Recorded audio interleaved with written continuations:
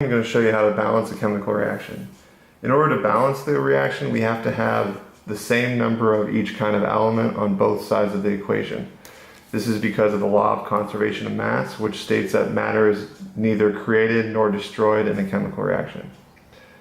So the reaction I'm showing here, if we just look at both sides of the equation, we can see that we have 3 hydrogens on the right side, and we only have 2 hydrogens on the left side, and we have 2 nitrogens on the left side and 1 nitrogen on the right side.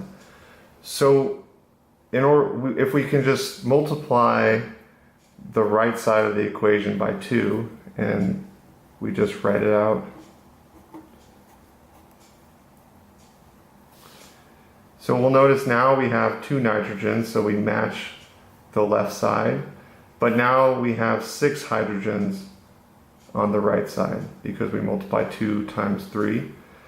And on the left side we only have 2 hydrogens.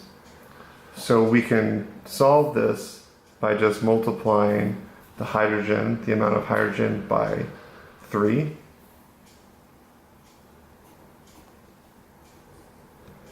And leaving the number of nitrogen the same.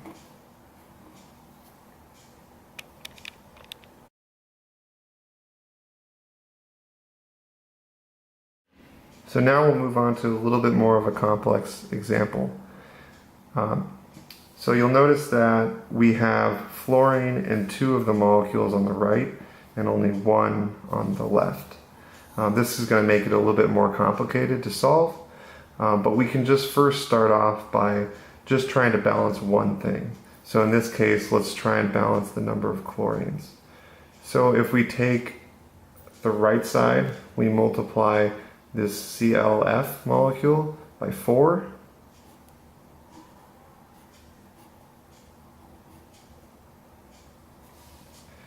Now we have balanced the number of chlorines on the left and the right side, but now in total we have 10 fluorines because we have 6 plus 4 is 10. So now we have 10 fluorines on the right side. So let's take this molecule here, multiply it by 5. So if we go,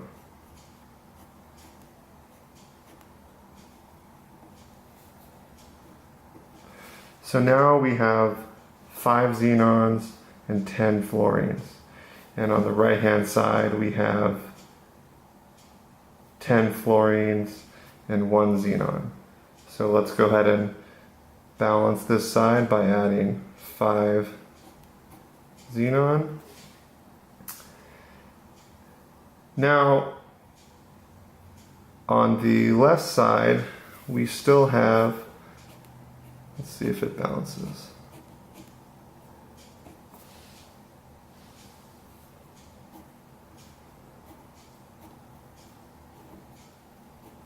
So now we can go through and just check. We have 1 platinum on both sides, 4 chlorines on both sides, 5 xenons on both sides, 10 fluorine, and 6 plus 4 fluorines. So it all balances.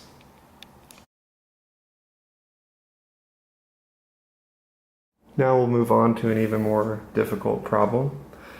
So you'll notice on the right hand side of this equation we have 3 oxygens, and on the left we only have 2. We also have 3 hydrogens on the left and only 2 on the right. So we can approach this a few different ways. We can try and balance the hydrogens first and then the oxygens, or we can do vice versa. So let's try first balancing the hydrogens. So let's multiply this here by 4.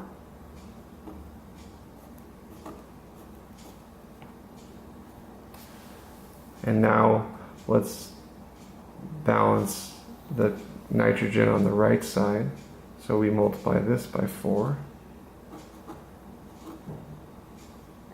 So now we have 4 nitrogens, 4 nitrogens.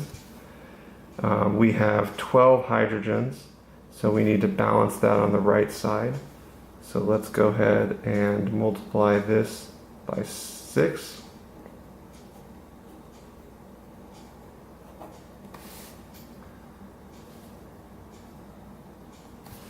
So now if we count up the number of oxygens on the right side, we have 8 plus 6 is 14. And so we need 14, and we only have 2 on this side. So we can multiply this by 7. Now we can just go through and check once before we finish. 4 nitrogens, 4 nitrogens. 12 hydrogens. And we have 14 oxygens. And we have 8 plus 6 is 14. So it all balances out.